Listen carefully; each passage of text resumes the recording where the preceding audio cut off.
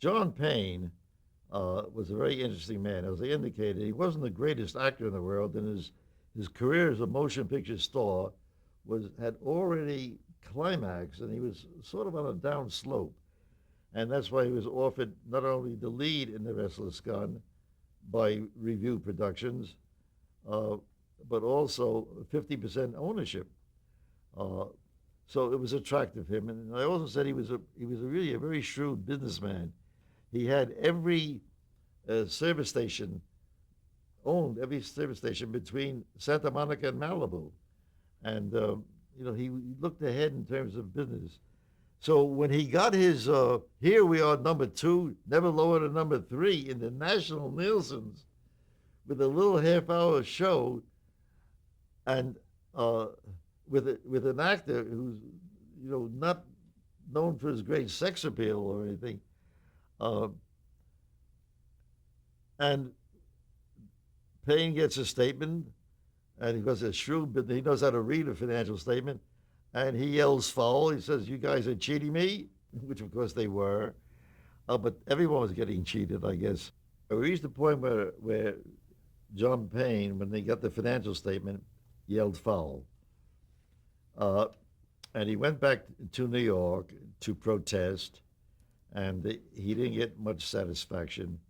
And then I start the second year of the show, and I get my scripts ready, uh, and we start shooting, and they engage in a war of words, each one meaning John Payne and MCA, uh,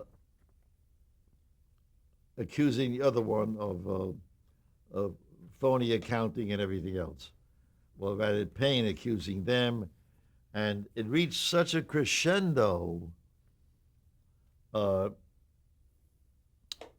that it was really a very difficult situation to function under. Uh, it was clear they didn't want to have anything to do with each other after the second season because John Payne felt he was being cheated out of substantial amounts of money. And he wanted satisfaction, and they were not about to give it to him. So Lou Wasserman, who was my agent, uh, and with whom I was quite friendly, uh, said to me that I'm a member of their family, and they want to get rid of Payne, but they want to keep me. And I said, "Well, that's great, Lou. I appreciate that." He's my agent, and I'm working for his company. That's why the Department of Justice finally made him split off. I said, "But there's such a thing." I said, "Payne gets 50% of the show. Why shouldn't I, as the producer, a successful producer, get a participation also, a profit participation? We'll never give it to a writer." I said, "Lou, one day if you give it to actors, you're going to have to give it to writers, you're going to have to give it to directors." And he said, "Never." Then the Department of Justice came in and separated them. And he insisted that I stay with them. He'll give me a contract for the rest of my life, as long as I'm alive. I said, "But no piece of the action? No, we cannot give that to a writer." Now the show was on NBC. And here we were like leading the pack on NBC. This little half-hour show with John Payne. Uh, so that's when NBC came to me, when they knew that it was going.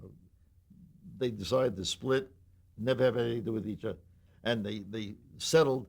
He got a cash settlement of $1 million in cash, which let him buy everything up from Santa Monica to Malibu. And he didn't like acting that much. And the executives of NBC, including a man named Tom Sarnoff, came to me and asked me to take NBC into primetime television. See, I was sort of a pioneer in all these things. And I said, "Well, listen, Tom, one of the reasons I'm not staying with Review Productions for the rest of my life, a guaranteed contract, is I feel I should have a piece of the action. Is it possible to get a piece of the action? So he says, sure. He said, not too much, but we'll give you a piece. And I got a piece, a small piece.